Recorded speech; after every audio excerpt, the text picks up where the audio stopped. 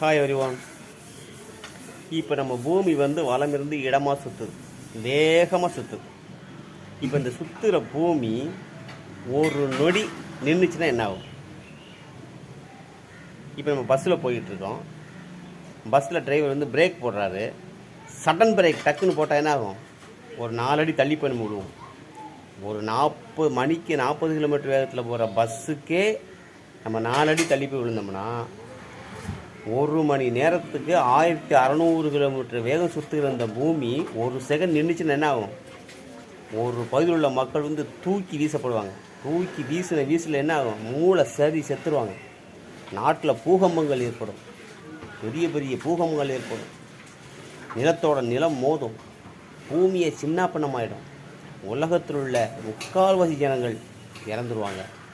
அதனால் பூமி அதன் வேகத்தை சுற்றுறது தான் நல்லது. அப்படின்னா தான் நாமளும்